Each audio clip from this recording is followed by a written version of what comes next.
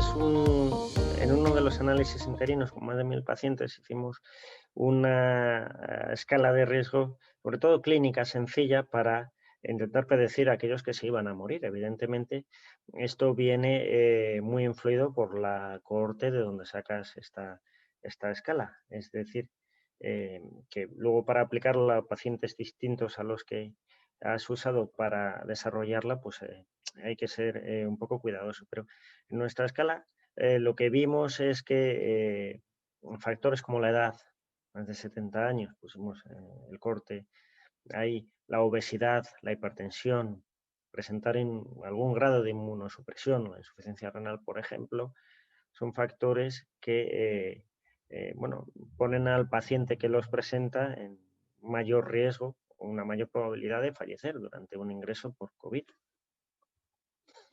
¿De qué manera esta información puede servir de utilidad en la práctica clínica?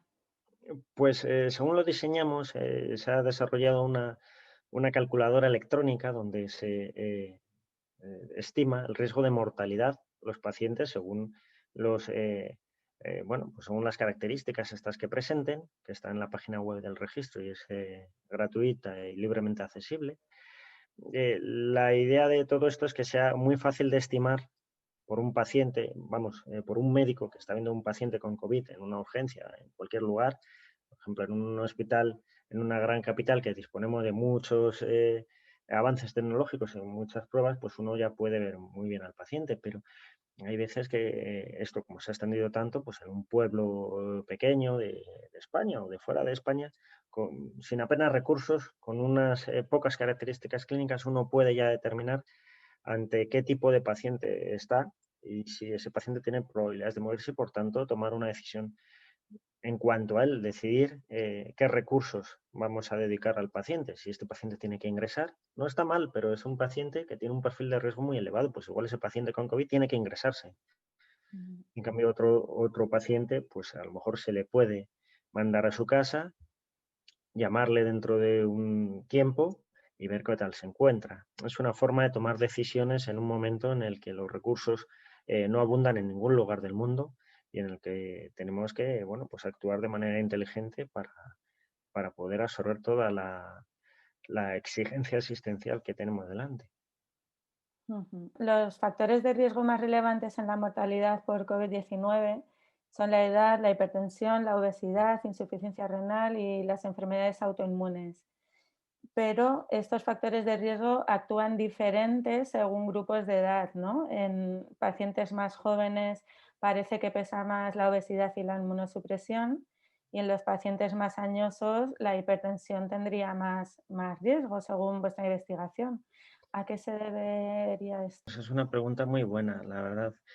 Eh, Nosotros lo que hemos hecho es un score de riesgo general y luego un subanálisis en cuanto a la división de edad por encima o por debajo de 70 años.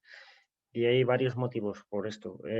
Uno, en primer lugar, en los sistemas de salud muy sobrecargados había un manejo diferencial. Esto se ha visto en todos los países, un manejo diferencial en cuanto a disposición de recursos de UBI, ¿no? Bueno, de medidas más agresivas, que también por comorbilidades, pues bueno, se pueden eh, aceptar en unos pacientes y en otros no. Pero también hay factores biológicos.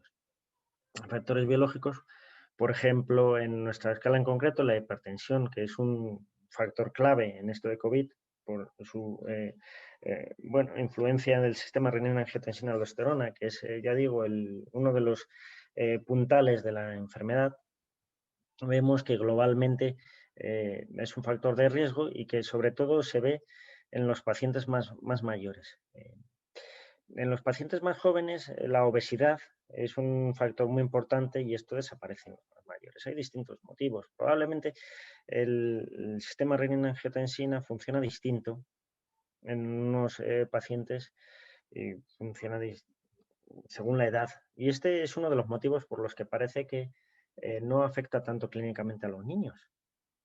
Podríamos entrar mucho en esto, yo creo que ahora no es el momento, pero sí hemos intentado modular este efecto de la edad. La obesidad, pues, por ejemplo, en los pacientes gorditos jóvenes que van a la UBI es un factor muy relevante porque dificulta mucho la ventilación y hace que estos pacientes pues, lleven a cabo una respuesta o tengan una respuesta a las terapias de ventilación mecánica pues, más compleja. Necesitan a lo mejor más presión, muchas veces más prono, etcétera. Es todo un complejo engranaje de circunstancias. Ujú. Según este estudio, la hidroxicloroquina estuvo asociada a un menor riesgo de mortalidad. ¿Qué otras evidencias se han obtenido en relación al manejo de estos pacientes? Bueno, estamos todavía trabajando en esto, ¿eh? La hidroxicloroquina es un fármaco que puede dar para hablar muchísimo. Se utilizó de manera masiva en nuestro país y en muchos otros a partir de la segunda quincena de marzo. Ahora ya no se utiliza, han salido algunos ensayos clínicos aleatorizados diciendo que no hay un gran beneficio, no hay un beneficio significativo en cuanto a mortalidad, pero sin claro detrimento.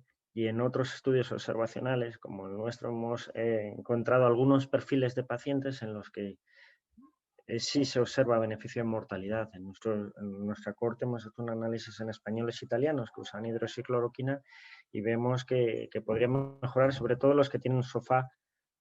SOFA es una escala de gravedad de estos pacientes, el Quick SOFA, los que tienen una escala más alta. Entonces, bueno, todavía es algo que hay que estudiar y que hacen falta ensayos clínicos, a lo mejor más dedicados o análisis de estos pacientes concretos. Habrá que ver. Ha habido un montón de fármacos que se han utilizado para esto porque no sabíamos qué utilizar. Y los protocolos cambiaban. Ahora, afortunadamente, pues ya, aunque no hay nada que sea absolutamente demoledor para el virus, sí que está un poco más claro usar los corticoides antes y, bueno, pues las formas en las que evoluciona el virus son un poco más conocidas para todos los equipos médicos, con lo cual es posible que podamos dar mejor atención a los pacientes. La segunda ola, aunque no hay un fármaco que cambia el juego, como dicen los anglosajones, sí que ya nos ha cogido un poquitito más preparados a todos.